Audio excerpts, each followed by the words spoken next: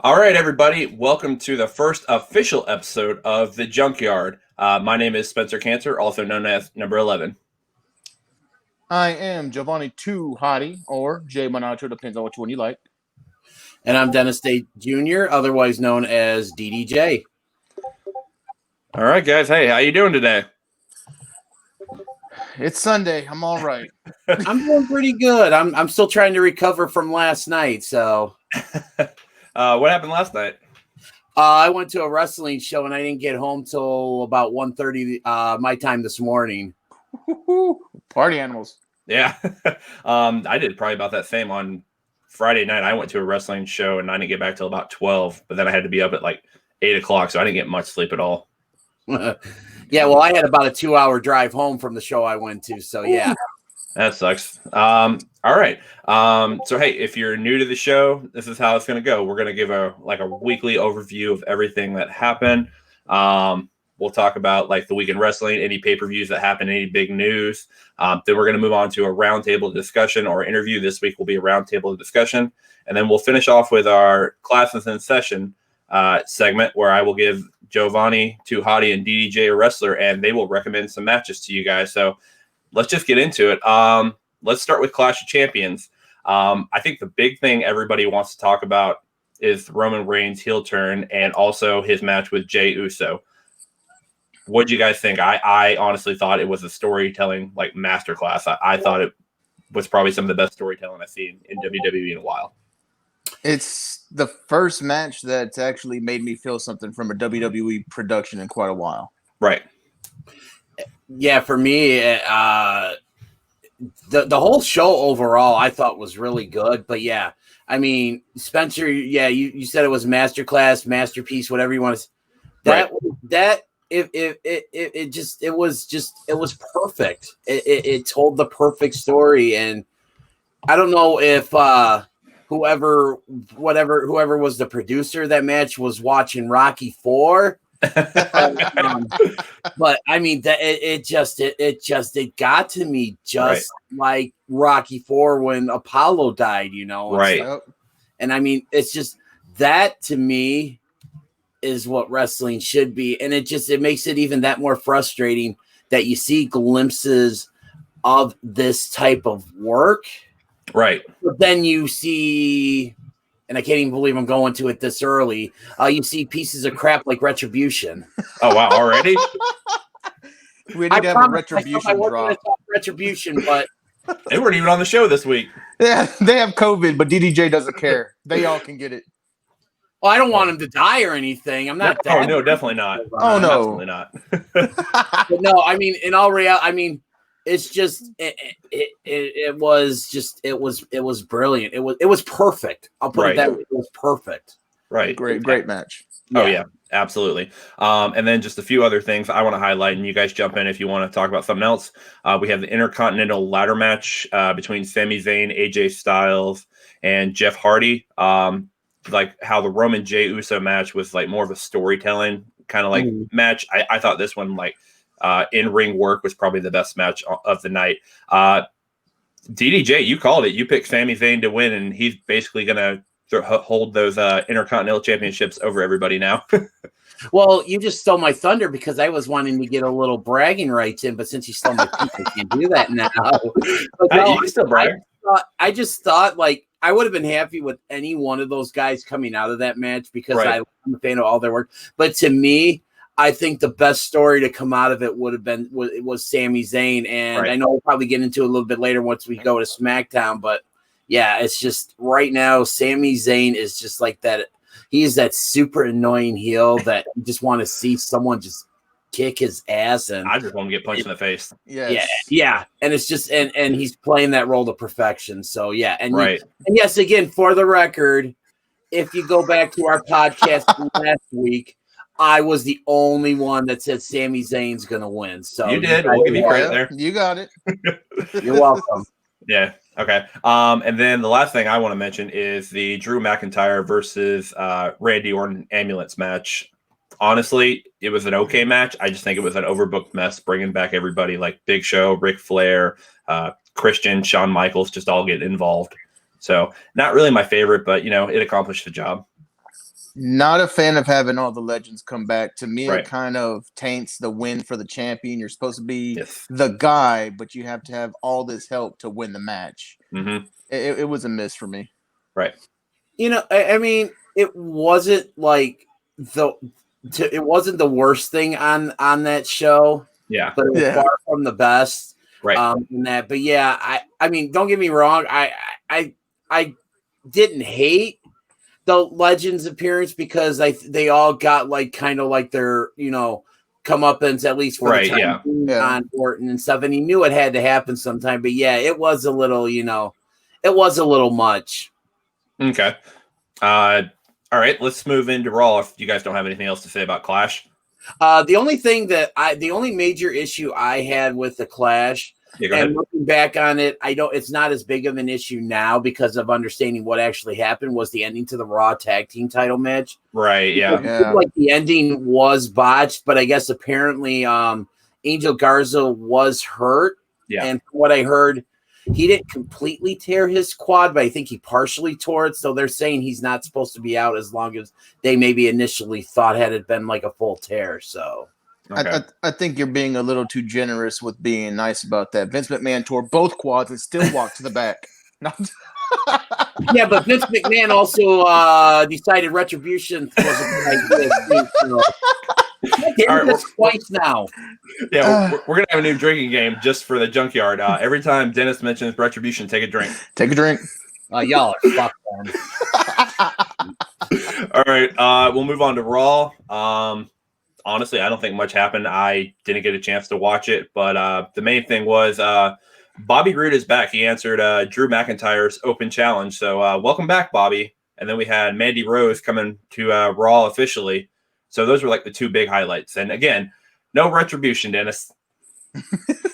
Raw recap short. And I think it's pretty much common knowledge out there that these guys came into contact or when had some sort of contact with people that tested positive. They don't directly have it. Right. Yeah. I hate the angle. I hate I haven't always hated the angle, but like what they want when Dominic Dijakovic come out looking like Bane from Dark Knight Rises. I'm like no, that killed it for me. But like in all seriousness, I hope they're all okay. Yeah, absolutely. And that, so at least we know they're wearing masks. Yeah, they're covered. Oh boy, here we go. No, but the other thing, there really wasn't much, like you said, of note. I mean. Yeah. Also, that's what happened at the end of Raw. Randy Orton, I guess, he was trying to do his best to look like Solid Snake from Metal Gear Solid. Yeah, I was thinking like yeah, just like he, come in and shut the lights off and basically destroyed all the legends in the lounge and stuff, and then come on. I thought it was kind of cool at like when he was coming out, he put his hood back up like he was a janitor and he was kind of motioning to go in there. I thought that was a really nice touch, but it's just really like night vision goggles. Splinter Cell-esque. Yeah. Yeah, Splinter Cell. And then the whole thing with Mandy Rose, like, I mean, no disrespect to Dana Brooke, but come on, that's the best you can do with Mandy Rose. Yeah. Debut. Yeah, for sure. All right. I think that's honestly, that's all I got for Raw. Anything else from you guys, or we moving on to Impact that we somehow forgot last week when it was on Tuesday? I'm just gonna going on to Impact. Yep, go ahead. Just if you don't have Access TV, download the Impact Plus app. Go on Twitch because Impact is just continually putting out like just a quality product, and it's just I just wish that they had I wish they had a better outlet so more people could just see how good it is. I mean, they had some really good. They're going into their build for Bound for Glory. Right. You had a couple really good tag matches. You had the main event was the North versus Madman Fulton and Ace Austin. Okay. Yeah, and that was really good. I also believe you had the Good Brothers versus the Wentz and Dez from the Rascals. And match. Yeah. Just overall, it's really their women, had a really nice showcase. Yeah. And it's just like, because I think you had a tag match with I think it was it Susie and Kylie against or was that last week when it was Susie and Kylie Ray versus I couldn't tell you. That was last week. Susie and Kylie Ray was last week. Okay. But I mean, just in general, it's just they're doing such a good job of building up to their show. And I know we had Victory Road a couple nights ago. Did you get a chance to watch that or no? Unfortunately, I did not, because I don't actually have an active Impact Plus subscriction. I need to check stuff. You can get it free for 30 days. Yeah, I did see the results for that, and like you said, it was a really good setup. I mean, now it looks like our main event for Bound for Glory is set with Eric Young defending the Impact World Title against Rich Swann, which the story of Rich Swann is an amazing one. How badly he, how bad his leg injury was. Yeah. And that, so I really I love Eric Young. I've been a fan of him for years, but I'm really rooting for Rich Swann to pull out the win, because I just think it'd make it just an amazing comeback story. I'm calling my shot early. I'm going Eric Young. Yeah, I probably got to go EY too on that one. But when that gets closer, we'll definitely do some official predictions on that one. One of the unsung women for Impact, she just made her comeback, was Tennille Dashwood, and I saw Victory Road in her match with Jordan Grace. I mean, God, the amount of improvement that she's put into her overall skill set is mind blowing. Okay, because you see Emma, and then you have Tennille. It's completely different. Right. And don't forget Emily. They've actually, if I'm not mistaken, they've also had a couple of matches on Impact as well too. I guess it's almost kind of like a series thing. Like I caught the one, I think it was on last week's Impact when Grace got the win over Tennille. And I agree. Tennille's work has just gotten so much better, and it just I like the character, and I actually like the whole, the Caleb with the K. Can't forget that and stuff. So, I mean, I think that's a real, really good piece for the Tennille character. Oh yeah. Okay. And also one more thing. This whole thing, upcoming wedding with Johnny Bravo and oh my God, Rosemary. Sorry. Blanked. You're good, man. I just think this whole thing that I love what they're doing with it, because they actually had a match on Impact. I believe it was between Falaba and Johnny Swinger, where the winner would be the best man. The best man. I mean, that's just what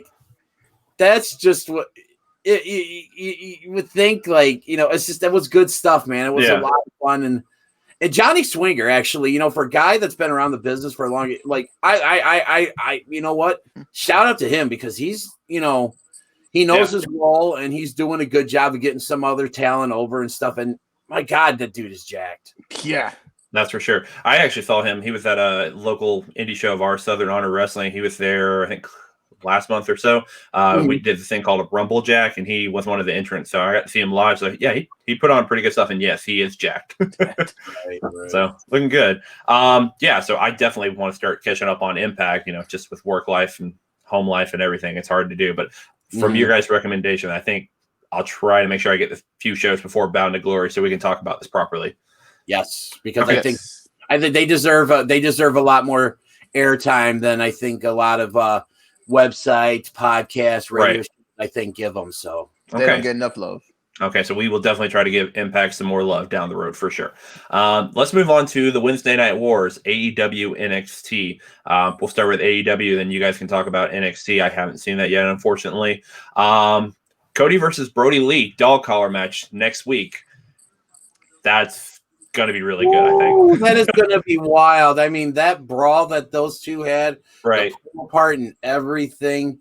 I mean, that was just something. I mean, you go from, Cody saying no, leaving the ring. Yeah. Now I'm going to admit, I'm like, this makes, wait, what?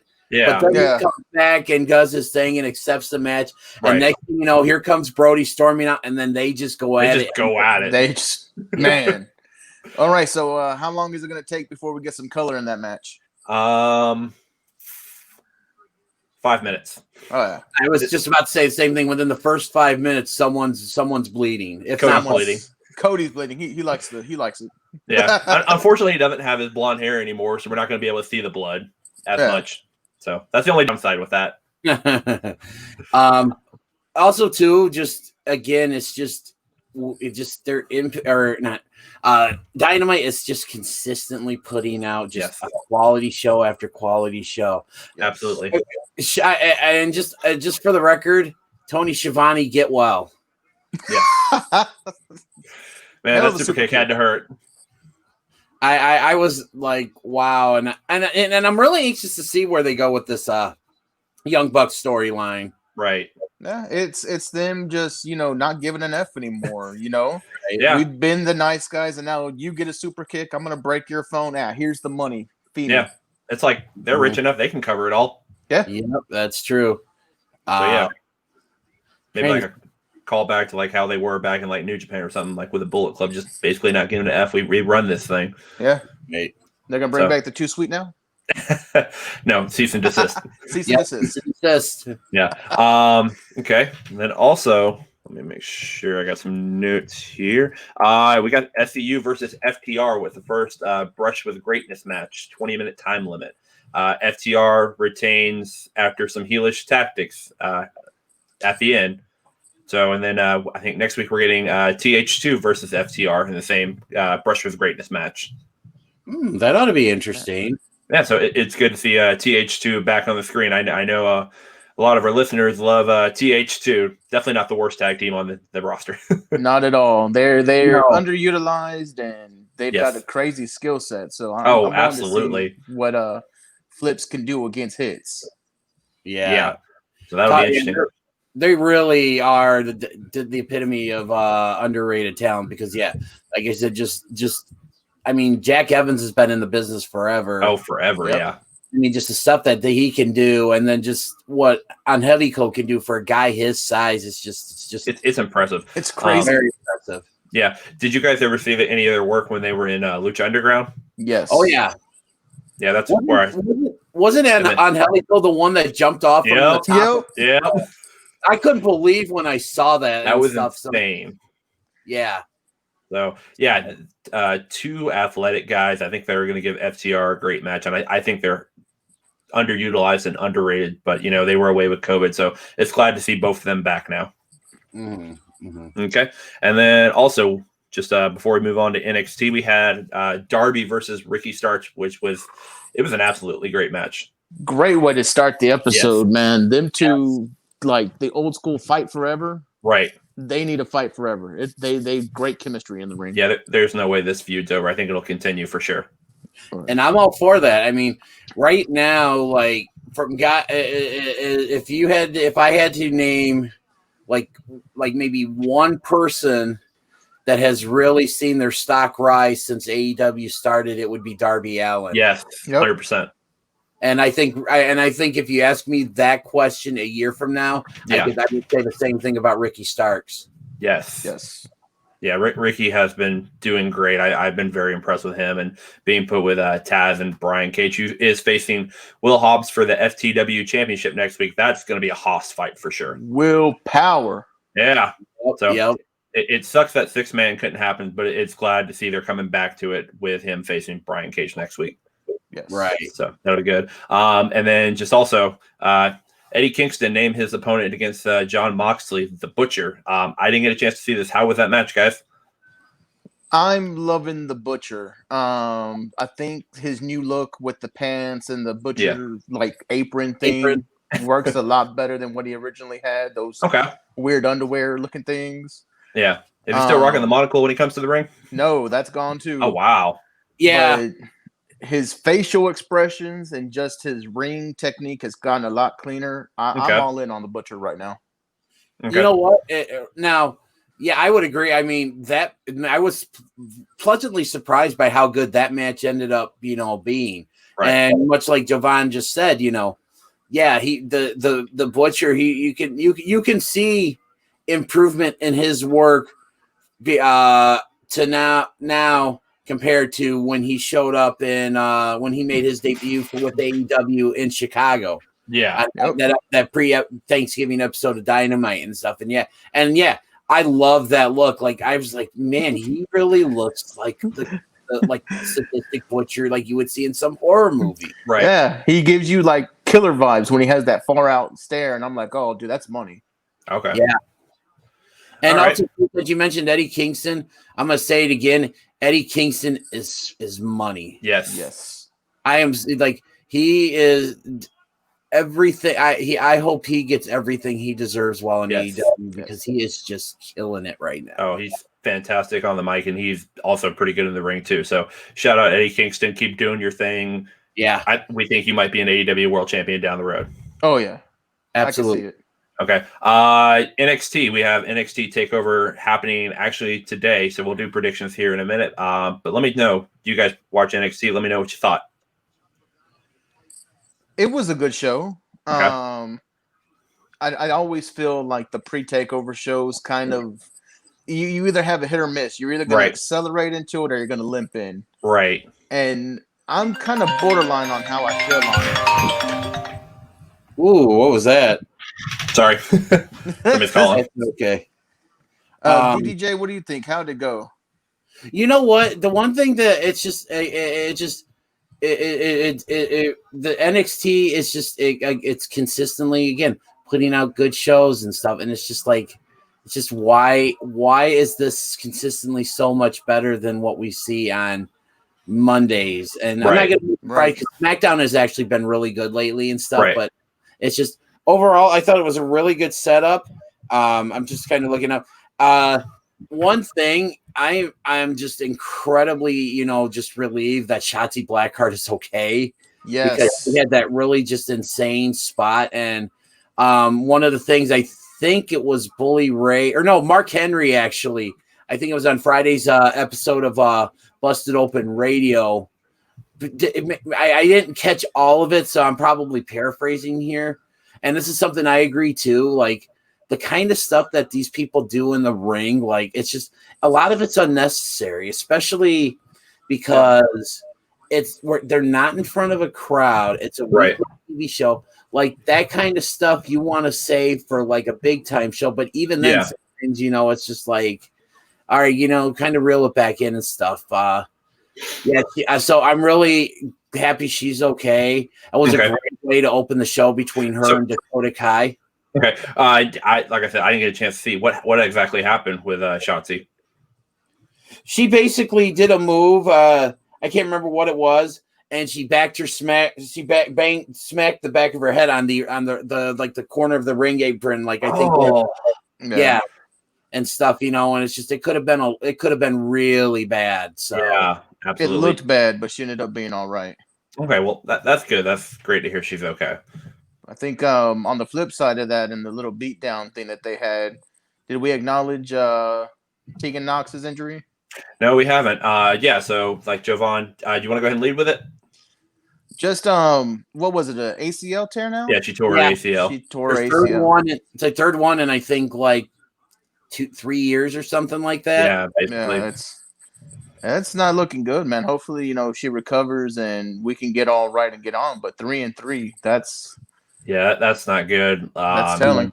Yeah, she definitely needs to be careful if when she comes back, make sure she heals up completely. Don't rush this. Don't want her injuring that ACL or any other part of her body again. So get well soon, Tegan. Yes, get well.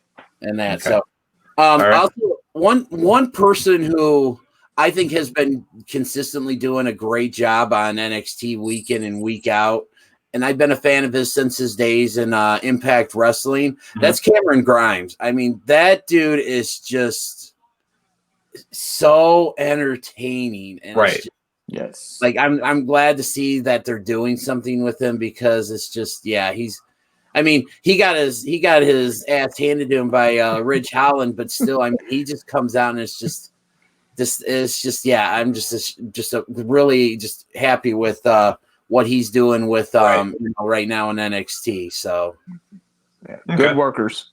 Yes. Yeah, absolutely. Anything else you guys want to touch on, or we want to go straight into Friday Night SmackDown? Real quick, because it was also a really good setup for a couple of the matches that we're going to see on Takeover. The main event was Damian Priest and Io Shirai versus the Garganos. Right? Yeah, it was actually it was again great setup for for Takeover and stuff, and I actually kind of like the pairing of Damian Priest and Io Shirai, and I mean, I do I think anything's going to come of it? No, but I mean, I wouldn't be opposed if it did.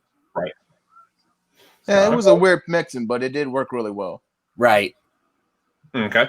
Actually, before we get into SmackDown, let's run over these Takeover predictions and see what we think. Sure. All right. We got 5 matches on the card. Usually, how it is Takeover, they like to go short and sweet. First match on the card, we have Kushida versus the Velveteen Dream. I think Kushida wins this one. He definitely needs a win. Yeah, I'm going to take Kushida as well. That's going to make it unanimous. I'm going to go with Kushida as well, too, because, he needs that credible win. Yes. All right. Next, we're going to go into our first of 4 championship matches. We have Isaiah Swerve Scott versus Santo Escobar for the NXT Cruiserweight Championship. I honestly have not been keeping up with 205 Live. I don't really know the story here. I'm going to go with Santos to retain. Was a big fan of King Cuerno in Lucha Underground. That's Santos, of course. I got to go with Santos. Okay. Honestly, this one won't be unanimous. I wouldn't have a problem because much like you said, Jovanni, I really like the King Cuerno character. I also, am a fan of the El Hijo del Fantasma character. But honestly, I think Scott's gonna. I think I'm going with Scott tonight. Okay, I would not be upset with that if that happened. All right, next we got the NXT North American Championship match. We have Damian Priest versus Johnny Gargano. So this is the first of the Gargano matches, and you got Io Shirai with Candice LeRae later. So I'm going to go with Damian Priest to retain. I don't think it's time for him to lose that title yet. I'm going Damian as well in a very strong showing. This is going to be one of his feather in the cap matches against Johnny Wrestling. Right. Agreed. I'm going to go with Priest as well too, simply for like what Spencer just said. It's not time for him to drop the title. I think Gargano is going to come close, and I do expect Candice LeRae to try and factor into the equation. But yeah, like I said, I don't think Gargano gets the win here. I'm going Damian Priest. Okay, let's go straight into the women's championship match. We have Io Shirai versus Candice. I think Io retains. I don't think the Garganos were walking away with any gold. I'm giving Candice LeRae the win. Okay. Hell of a worker. She's due. Io, there's no real reason to keep her champion right now that I can see. She doesn't have any real budding feuds, but Candice LeRae, it's time. Okay. I'm going to go with Candice LeRae as well, too. For basically what the reasons Jovan said. I think I said this on last week's episode. Io Shirai is NXT Women's it's not doing anything for me. Like, I don't feel like he's done anything with that belt, and stuff. And I think, putting the belt on Candice would be more beneficial right now. So, so give me Candice LeRae for the win here. Okay, so that would create some tension. We have one of the Garganos win, and then the other doesn't. So possibly lead to something there. Yep. All right, then we have the NXT Championship match, main event: Kyle O'Reilly of the Undisputed Era versus Prince Finn Balor. I think Finn Balor goes over, and I think possibly the Undisputed Era gets involved like they always do and cost O'Reilly the championship. As much as I would love to say that O'Reilly's going to win it, it is Prince Balor's night. I would love even more for the damn demon to make an appearance, but he's gone, I guess. I don't know what they're doing with that. Right. But let me keep Balor. Yeah. Okay. I fully expect this to be Kyle O'Reilly's breakout match where he comes out of this match looking like a legit star, at least to those that maybe don't know him. right? Because if you don't know, like if Kyle O'Reilly is a legit star, I mean, go watch some of the stuff in Ring of Honor.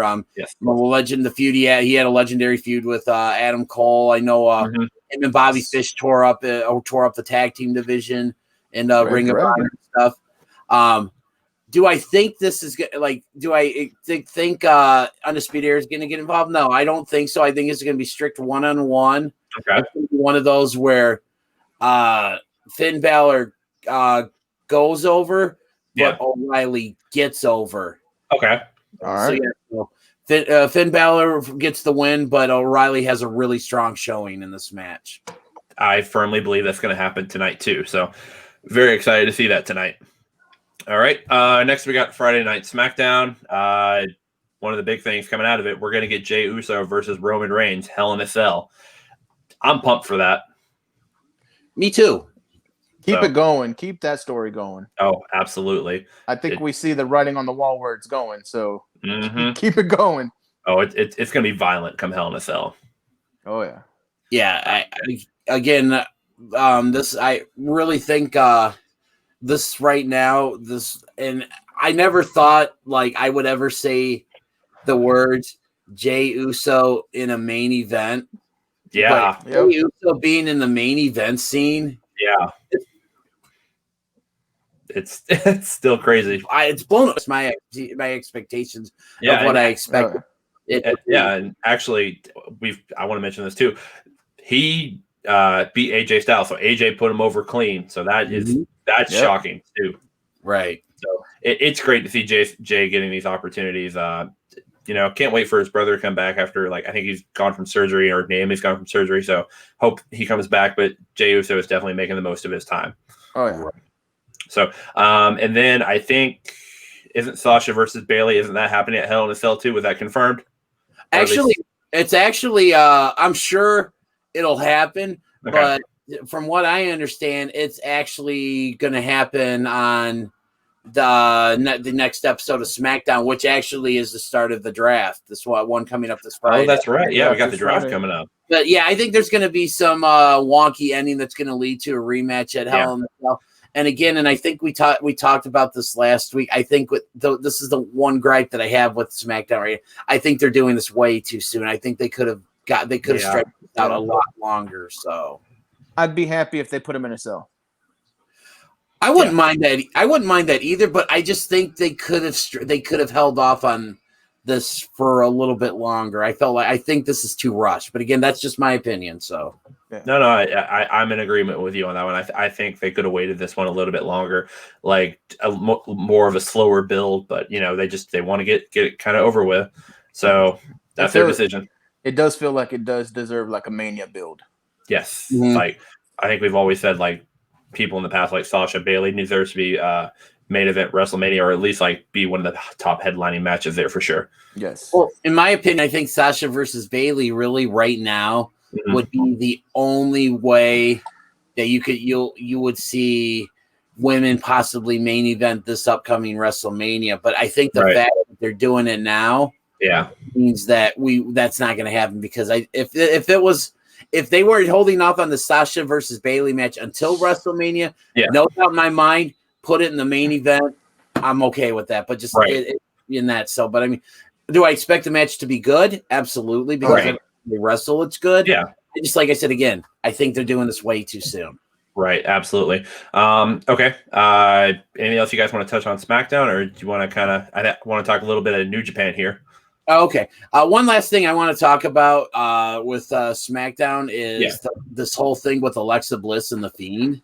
Yeah. Yes. Can't forget this. I really am getting into this. I mean, it's almost like The Fiend is like a trigger word for Alexa, kind of going into this character and stuff. And the fact that we're actually getting, I believe it's next. Yeah, it's next week, because they're advertising it as The Fiend's first match on SmackDown as a result of what happened on SmackDown with the Fiend attacking Kevin Owens during the KO show. Okay. We're getting KO versus The Fiend next week. And it's just, I really like this whole thing with Alexa Bliss. It's kind of it's just, it's a really interesting twist to her character, and it just kind of is one of those. It's a showcase of what the Fiend is capable of.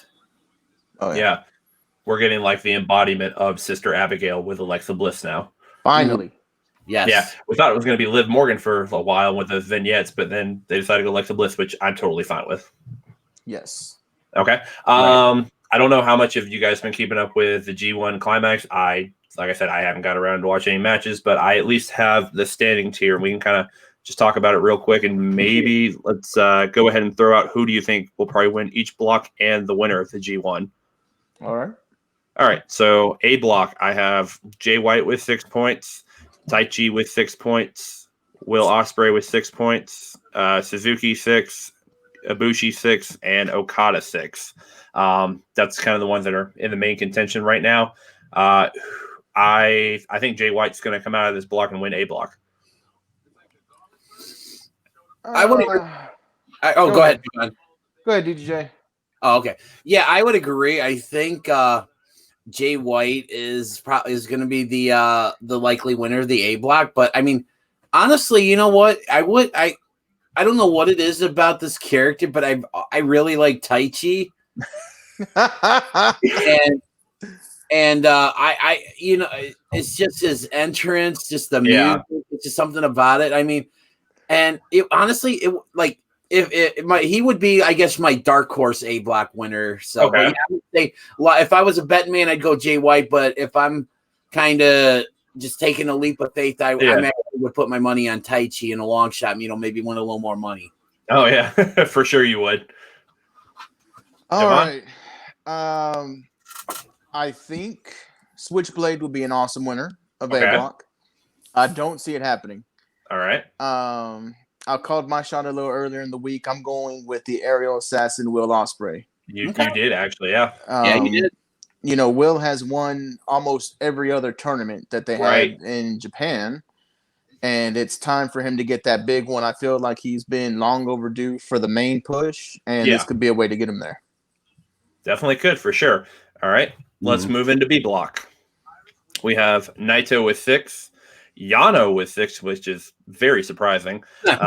Juice Robinson with 6. Kenta with 4. Zack Sabre Jr. with 4. And Evil with 4. And that one, I think I'm going to go Naito. What do we think, guys? That's hard. Yeah. DDJ, I know you're picking Yano.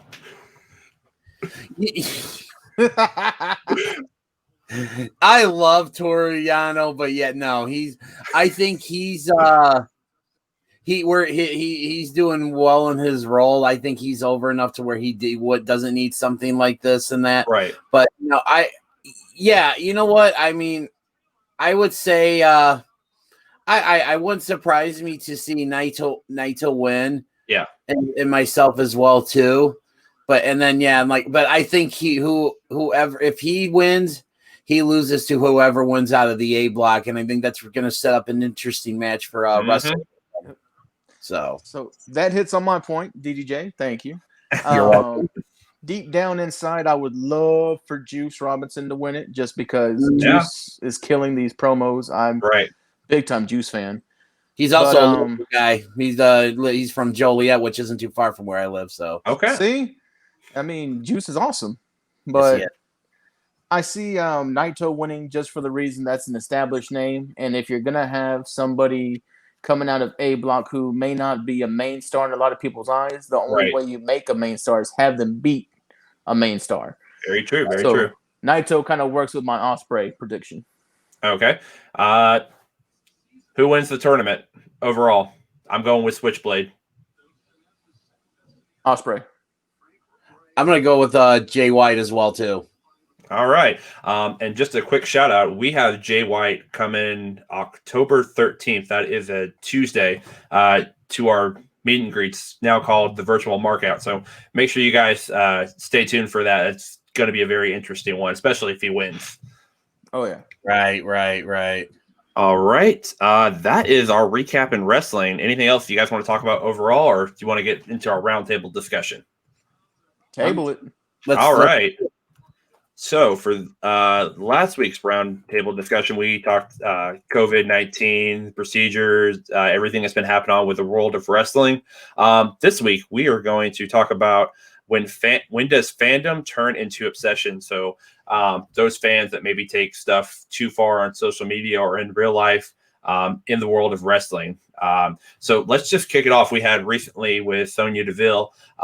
She actually had a stalker come to her actual house and kind of threatened her life. But thankfully, her and Mandy Rose were there. They were both okay. So that's just one case where like this dude was obsessed or something, and he just took it way too far. Mm-hmm. See, it was a real scary situation because absolutely, it's just because now this woman who is incredibly talented, right? Yep, and stuff, and I have a feeling that's why she was written out of the storylines at SummerSlam when she lost. So too, yeah. Yep, about this. Because not only does this affect her career, but this affects her life. Yeah. I mean, it's almost like I know if I had, and I know this is a stretch, if I had like an obsessive fan who was, like threatening to kidnap me and who knows what and stuff. Yeah. And even if they got this person, I'd almost feel like I'd have to, sleep with one eye open. Yeah. I'd have to have my, I'd always have to have my back to the wall. Mm-hmm. I could see someone come. I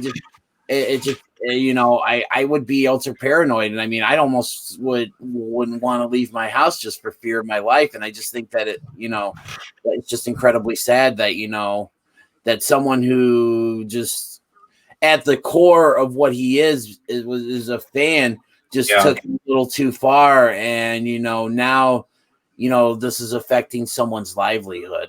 Right. Yeah. Because I mean, Sonya Deville, just focusing on her real quick. Yeah.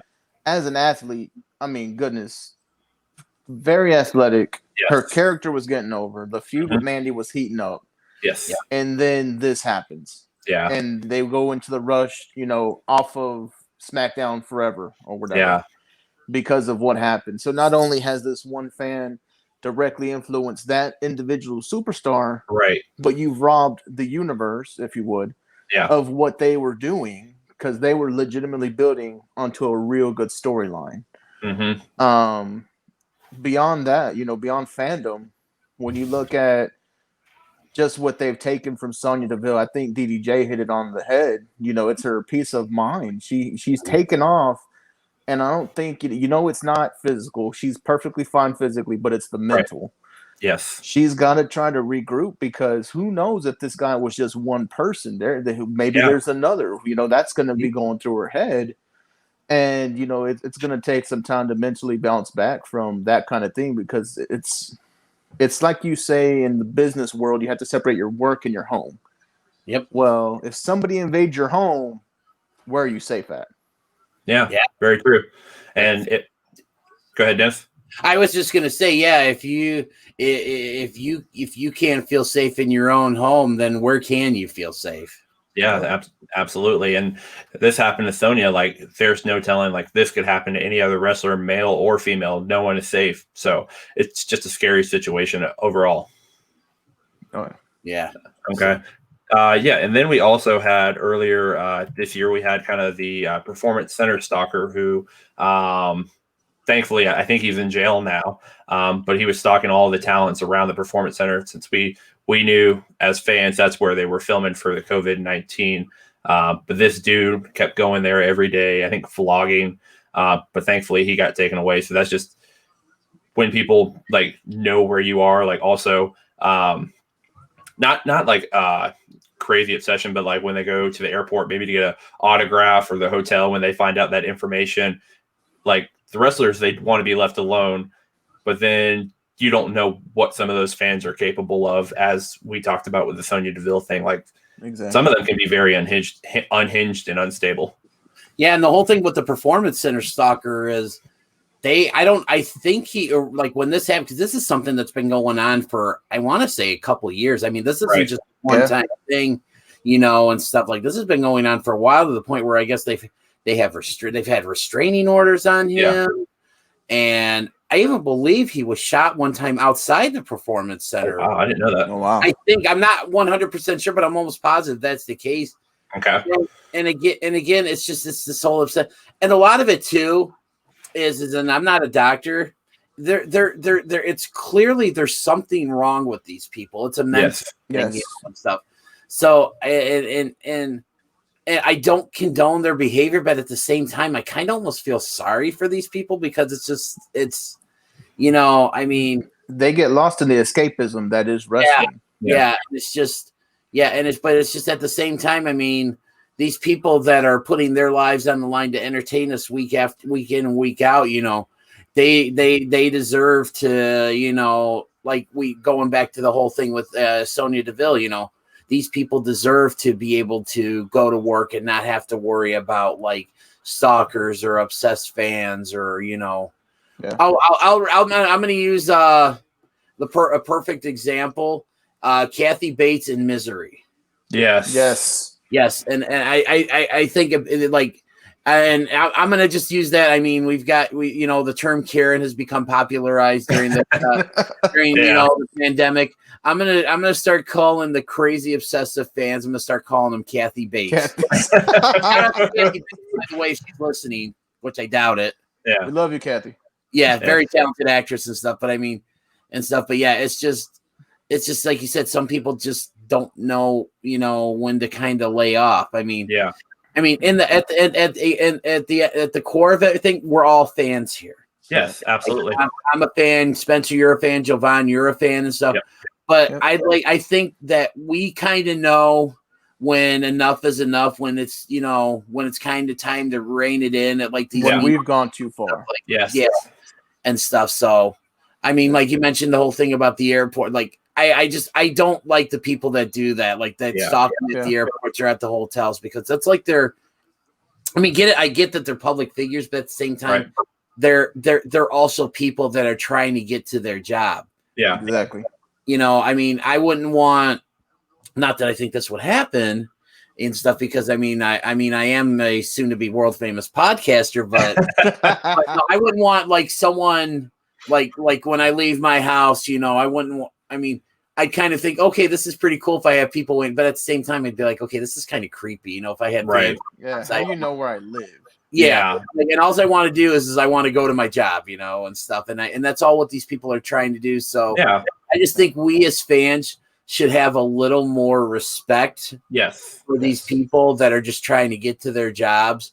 People are going to do their thing and they're going to have their opinions on this and stuff. But I said, people just have a little bit more respect for these guys and leave them be, hang out, wait to see them at like the meet and greets whenever those start up, or like what the WWE always puts on at like the Cricket Wireless stores and stuff. Let them be, if you see one in a restaurant, wait till they're done eating. Let them eat. Let them eat. Yeah, if they're with their family, just let them be. For sure. Like if where they're going to be, like just if they say where they're going to be, let's rephrase that, like a show or an appearance or something, that's fine. But like we were saying, the hotels, airports, like if you like stalk their schedules to find out where they are, you might need to get something like checked in your head because you're not right. Yeah, that's going a little too. You're going a little too far. Yeah. So just guys, keep it respectful. Wrestlers are still people too. Like a lot of people forget that no matter how big they get, like, The Rock, he could be the biggest personality in the world, but he's still a person. So, respect his space, male or female, doesn't matter, or any other genders, respect their space, be respectful of them. I mean, if you see, you're going somewhere, and you run into someone, like, I'll tell my story a couple weeks ago. I know you guys are aware of it and stuff, I was working for Uber. I did a food delivery. Turns out the person I was delivering the food to was Mel from AEW. Yeah. Come out to get her food and stuff. And I'm just like, you look, I like, are you Melanie Cruz? And she's like, yeah. And I'm like, oh my God, I'm a huge, pro wrestling fan and stuff. I said, thank you so much for what you do, that kind of thing, And I asked her for like a quick picture. I got a quick picture with her. I let her gave her food, let her be on her way, and I went on my way. Right. You know, and stuff, so I got a little bit of an extra tip out of it. So, but I mean, to me, I pride myself, and this is just because this is the way I was raised by my mom and my dad. Right. You know, I try to be respectful of everyone and their time. You know, like when we do the virtual meet and greets and stuff. You know, there's always a lot of questions I want to ask these guys, but I want to give other people the same opportunity I've been given. So right. I gotcha. Yeah, definitely well said. Like for you, you did it the respectful way. You just say she looked familiar. You recognized her. She gave you a photo, moved on, got you a nice tip. So that was nice. So DDJ doing it the right way. Follow DDJ. Coming back to that, how we talked about, hey, if you notice your obsessions maybe getting a little too crazy, or you think you might be heading down a dark road, or maybe just want to kind of put a halt to it. As you guys can see right here, I am wearing my Queen Slayer Anna Jay shirt. Ever since she made her appearance at the AEW, like their performance center in Georgia, definitely hooked. Big fan as a wrestler. And then again, it's hard to deny she is a very beautiful woman. Yes. As like some of the wrestlers are. So I wouldn't say I went too far. I'm just saying, like, you know, liked her photos and everything. That I tried to email her to get her on a meet and greet. Never heard back. And I'm just like, you know, I'll admire you as a wrestler, but I'm just like, I don't want to pursue this any further because I don't think I'm capable of anything like that.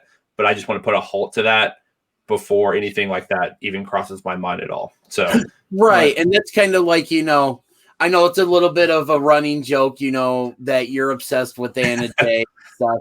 But in the true what the true definition of obsessed is, no, you again, you know, you did your part. It's like, hey, we do, you know, we do a lot of these virtual meet and greets, so come on and stuff. And I mean, it could be a classic case of, you know, she's big. She's going for, this is a case of someone who really, I'll be honest with you, up until I saw her on the Dynamite, I didn't even know, I've never even heard of her. Yeah, right. Me neither.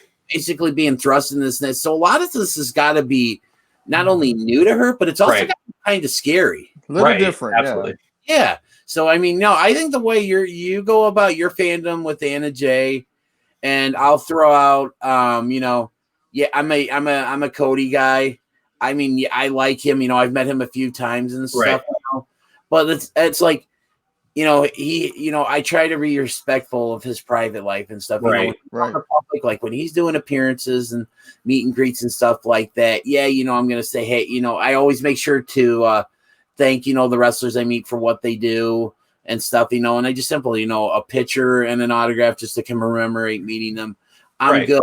Like, I don't need to send out, you know, 50 tweets tweeting, you know, at you know, Cody Rhodes, Cody Rhodes attention and stuff. Like, I don't need to literally, like, you know, granted, I like him and I was happy to see him back. Right. But like, I don't feel the need to do, you know, 15 tweets in 15 minutes about, oh my God, he's back and stuff. And I mean, and if that's your thing, so be it. But I mean, know where the line is. Yeah. Just when you're coming out, when you're doing that to the common person who's just kind of browsing through Twitter and sees someone doing, and I think any common person is going to say that's a bit much. Yeah. Right. So you got to know where that line is and when you're about to cross it. Like, but some people don't know where that line is and they just want to keep going. So they keep pushing and pushing. Yeah, right. Absolutely. Yeah. Like, we have there's stan accounts, like fan accounts, but like obsessed fans, like they'll make of the wrestler or something. And it'll just all be them. And some of the wrestlers, like they'll just try to shut this down because it's like way too far. But some people just want to insert themselves like basically into their lives to know every waking thing about them or tweet just all about them 24/7. Right. So like, it's good. You're a fan of the wrestler, personality, whatever. But I think those are just kind of a little bit creepy. You're borderline obsessive. Right. Yeah. And, you know, you guys shared yours. I mean, I'm a big fan of, you know, the chairman of AEW, Mr. Sean Spears, and I've met him numerous times at all the events that AEW's done, and then some when he was Ty Dillinger with the WWE. And, you know, I did have my moments where I was that guy tweeting, you know, changed my Twitter handle to @the DFW chairman. Yeah. Because, you know, hey, he's the chairman, I'm the chairman. Right. Big fan. Mm-hmm. But I think I realized I was kind of going a little too far. But then a tweet randomly got through to him, I guess. And we had this funny altercation online where we've got a running joke between us how he still owes me a chair or a chair shot. So it's yeah, I'm a big fan, but I guess I reached that point where I'm like, man, am I bugging this person? And if you're asking that question, that's when you need to reel it in. Yes. Yeah, absolutely. And that's kind of one thing that I try to be mindful of too when I do these meet and greets and I go to these things, you know, is I don't come off as like being an annoyance or bugging someone, you know. Right. Exactly.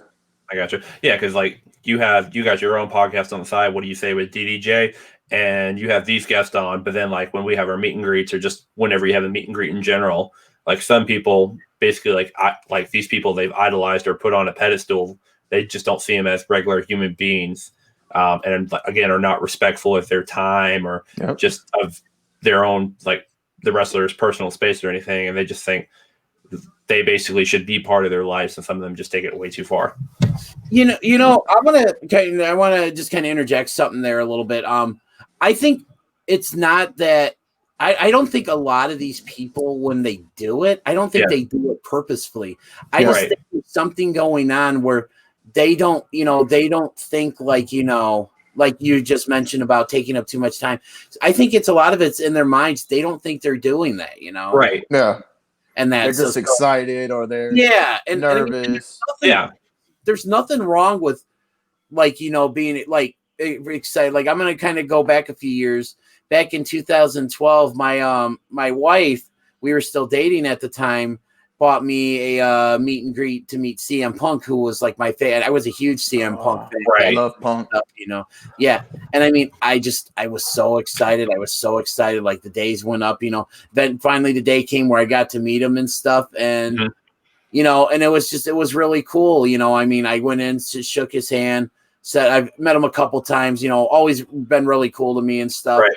And that, you know, and he, I mean, it was, and I got my time with him and stuff, you know, but that's it. Like, I'm good. Like, I don't feel like the need to, like, you know, be like, oh, I got to know where he's at every waking moment of my life. Like, I'll put it to you this way. I don't have to know where my wife is at every moment of the day. Right. Because, you know, as I love my wife, right? She's probably not going to listen to this, but Crystal, I love you, hon.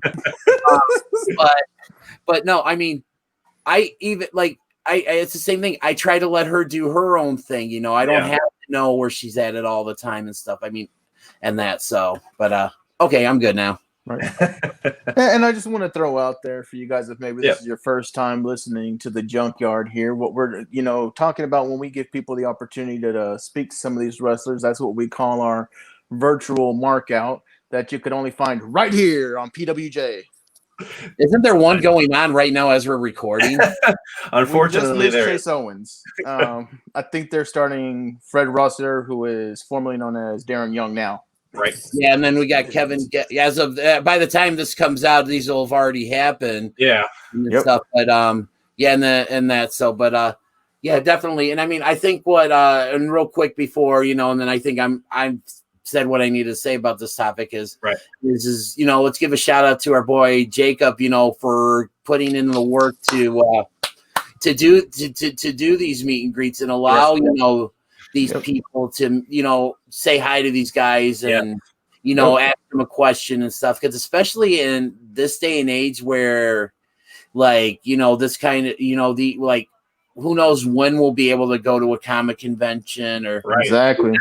Like Spencer, you know, you got to meet Brian Pillman Jr. the other day, and stuff, you know, and the show that I went to last night, you know, I got to meet a lot of the wrestlers that I've had on my podcast, which was, you know, that's going to be for another, you know, time because I don't want to take up too much time with, you know, with this and stuff. But I mean, so there is some kind of limited interactions going on and things like that. But just on the grander scale, it's just we don't know when this is going to happen. So for Jacob to to do this, because this isn't cheap. This isn't like like free. Like this is like he's putting money into this, and I don't think a lot of people realize that and stuff. So, but again, for Jacob to take the time to do this, and and to like let these things happen. Shout out to Jacob for that, because I think that right now, I mean, I think that's like this is about the closest that a lot of us are gonna be to actually being able to to meet their favorite wrestlers and stuff. So especially right now with Rona. Yes, absolutely. So like the meet and greets, the virtual markouts, whatever you want to call them, they've been a great opportunity to meet and talk with the wrestlers. Some people might take a little too much time, but they're just excited to meet it. Like, if that's fine. And like they're saying, Jacob does definitely, help out with the money aspect, but it's for all of us. Like, he's doing this for all of us. And then we also have like a little team also behind us. So definitely make sure you check out all our meet and greets, virtual markouts. And, that's a safe way to show your fandom, show your appreciation towards the wrestler. Appreciation. Thank you. That's the perfect word for that. No shower required. Absolutely. All right. So I think we have exhausted this topic for all it's worth. I think it's time to go to class. Sweet. Bring it on. Right. In session. Class is in session with Professors DDJ and Jovanni Too Hotty. How we doing, teachers? Good. Not bad. All right. Today's subject is, we've already talked about his son, which I did meet at Southern Honor Wrestling last night, and which has got like a ton of likes on our Facebook group page. So probably maybe have him for a virtual meet and greet down the line. We're talking about his father, Brian Pillman. Brian Pillman. Yep. Oh, man. I'm going to say this right now about Brian Pillman. Had he not passed away when he did, he'd be a bona fide first ballot Hall of Famer, because Brian Pillman was tailor-made for the Attitude Era. Yes. Right. And stuff. So, so the classic case of gone way too soon. Yes. And yes, he is someone that I don't think a lot of people, I kind of with the Road Warriors we discussed last week, I don't think a lot of people really know who he is, other than, that Brian Pillman Jr. is his son. Right. And the first match I'm gonna throw out there, because I've got as soon as you said his name, I want to say at least two matches come to mind. Okay. The first one I'm gonna go with is from Halloween Havoc 1989 for the United States title, Brian Pillman challenging Lex Luger. Okay. Nice. And that's Professor Jovanni Too Hotty, what do you got? I hate being the promo guy, but I love Brian Pillman's promos. The Loose Cannon, he was just, golly, man, that was a hell of a shtick. So much to where I think we talked about obsessions and how people can get lost in these characters. Yeah. I wondered if Brian Pillman got lost in his character a little bit. Right. Amazing guy, but I think ECW, when did he do his ECW show, DDJ? One of his first ECWs. I want to say it had to have been 1996. Like, because he abruptly left. I think it was after Super Bowl VI when he had that infamous, I respect you, Booker Man, the match with Kevin Sullivan. Then he came back for like about a week or so, and they thought he was going to be in that whatever they called that Tower of Doom or Cage of Doom, where they had like the cages on top of the cages with was Hogan and Savage versus like the Horsemen in the Dungeon of Doom. Yes. Stuff, and he was actually supposed to be a part of that, but for some reason didn't show up.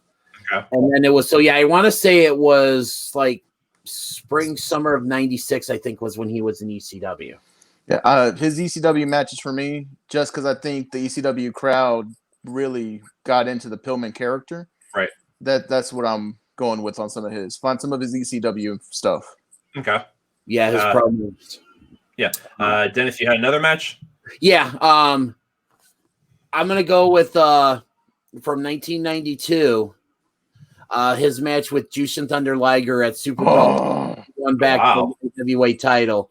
I mean, it was just so good. I mean, it's just just back and forth and honestly too, if you want for me also too, what was also really significant about that match was that was really, for the most part, basically Jushin Thunder Liger's coming out party in the United States. I mean, obviously he'd been wrestling for a few years in Japan prior to this and stuff, but I mean, yeah, if you want to see an early Jushin Thunder Liger match in the U.S., definitely go out of your way to go check this one. And then one more, actually from 1992 as well, was his match he had with Tom Zink at Wrestle War 1992. It was a really good one. And then obviously his stuff with Steve Austin as the Hollywood Blondes. The Hollywood Blondes. One of my all-time favorite tag, and honestly, one of my favorite tag teams of all time. And honestly, that was the first time I ever remember openly rooting for heels were when with the Hollywood Blondes. Okay. Wow. I would take one more back to New Japan. I think it was they had to be Super Juniors because they were smaller. Pillman and Pegasus, or Chris Benoit. Right. Ooh. I don't think I've ever seen that one. I might have to actually go check that out myself. Do you remember about the time frame of when that was? It would have been mid-90s. Okay. It would have been a best of the Super Juniors mid-90s. I love Wild Pegasus, big Benoit fan. Mm-hmm. But I remember that match really, really well. It was a great match, technical match. Pillman got to show the more mat-based style that he had because Wild Pegasus will pull it out of you. Right. But it was a great technical match. Right. But again, going back since you brought it up too with Brian Pillman Jr. I mean, Brian Pillman Jr. is someone who's going to be big in the next couple of years. I mean, absolutely. He's already made quite the reputation for himself on the independent scene. Yes. He's got the look. He's got the look. He's a dead. I mean, you could easily tell he's Brian Pillman's son. I mean, there's no denying that. But I mean, he not only does he big on the independent scenes. He's part of MLW, and I believe he's part of their going to be part of their when they relaunch. He's had some appearances on AEW Dark as well. Yep. So hopefully this means eventually that he may wind up in AEW full time and stuff. And is he still Warrior champ?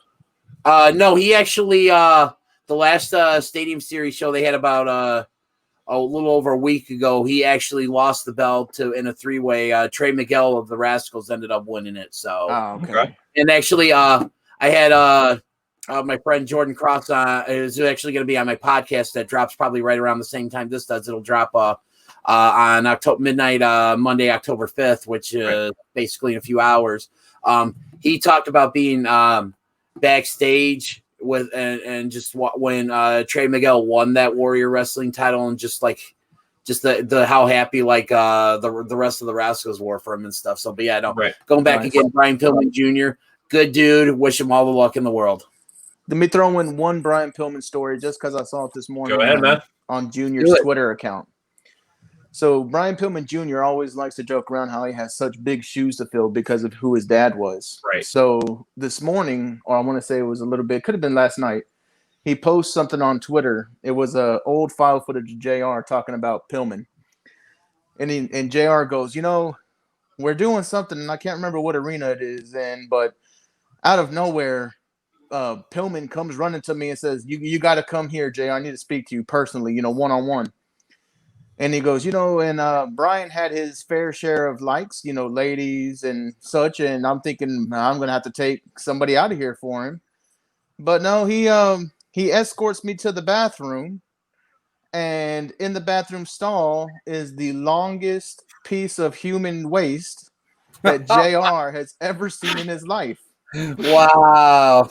He said Pillman was so impressed by the size of his waist that he put wrestlers guarding the urinal so no one would flush it until all the boys got to see it. Oh, God. That was the loose cannon. Yeah. Wow. Again, Brian Pillman, just another, just tragic case of gone way too soon. Because again, like, and I will defend this to the day that I die. Brian Pillman was tailor-made for the Attitude Era, and he would have been a bona fide first ballot Hall of Famer had he been able to make it in the Attitude Era. Right. I gotcha. Yeah, so hey, thank you for the recommendations, guys. Hopefully I'll get a chance to go watch them this week, and we can talk about it next week's episode, because very interested by what you guys had to say for sure. And also, guys, we don't want just Spencer to matches. We want anyone that's listening to this that has never maybe watched Brian Pillman, but never necessarily seen some of the stuff. Like I said, this is just stuff we like. This is like, we're doing this to, like, help you guys, help our fellow junkies and anyone else who's catching this podcast out. So I mean, this is really good stuff, and we invite you to reach out to us on Facebook Messenger, in the group, or anything. Yeah, absolutely. Comment on the page. Matches, Mm-hmm. Let us know if you watch the match. What's your favorite match? Some match you think we should watch if maybe we didn't suggest it. Definitely leave your comments below. Didn't get too much on the last one, but it's still early on, so I think that will come, and we'll be able to talk about these more with the fans and everything. Right. So, I think that's going to wrap it up for today's first inaugural episode of the Junkyard. Guys, I think it was a good one. So make sure, if you can't see our socials over here, to follow us on, there you go, wherever they're pointing, to follow us on, join our group. First and foremost, that's where a lot of our stuff is posted, Pro Wrestling Junkies. And then these guys are trying to point. This is funny. And then on Twitter at PW_Junkies, and then same on Instagram too. Yes, point down, Dennis. You guys are good. And then Instagram, PW_Junkies. So make sure you follow us there. And then you guys want to throw out your own personal socials? Yeah, I'm on. I'm on a lot of the guys and gals in the group. I'm friends with a good amount of people in the group and stuff. I'm at Dennis Day Jr. I'm also at on Twitter at Dennis W. Day Jr., all one word. I'm not on Twitter as much as I am on Facebook, but I actually have, I want to give a shout out to fellow junkie, Michael Oliver. He actually, and I feel bad, and Michael, if you're listening to this, I'm sorry I haven't gotten back to you, but we were discussing someone, and he, I think we were talking about AEW, and he was wanting me to recommend him some good AEW matches. So, Michael, I promise I'm going to get that in for you. We got you, Big O. We'll get you, Big O. Javon? Facebook, Javon Manacho. If you are on Twitter, I'm a little bit more active there too. At DFW Chairman. DFW, which is Dallas Fort Worth, but condensed DFW Chairman. Okay. And sorry about your Cowboys losing today, man. To the Browns. Woo! Yeah. We're going to be Super Bowl I can't really champions. say too much right now because my Bears aren't doing so well. So okay, well, let's hope both your teams can win. My team's playing tonight, the 49ers, so hope they can pull out the win against the Eagles. Whoop. Yeah. Wait, I thought you were a Falcons fan. I was a what? A Falcons fan. Oh, no, definitely not. They suck. Yeah, he's not a Falcons fan. He's a 49ers. There we go. But before we go, I just want to give a quick kind of shout out to one of our junkies who unfortunately might not be around much longer. His name is Luke Tolbert. I don't know if you guys have seen it in the group. Austin posted about it. He was having some complications with the incident over kind of like the Black Lives Matter thing, and he spoke out about it, and he was attacked. So there might be a chance. I think he can't wake up right now. So I know. I wish him the best. I hope everything works out, even if he might have some issues wrong with him after everything's all done. But we're wishing the best for Luke and wishing him hopefully a speedy recovery. Yes. Oh, man. So for myself, my name's Spencer. Jovanni Hotty. DDJ. Guys, thank you for checking out the Junkyard episode 1. We'll be back next week. Have a great night.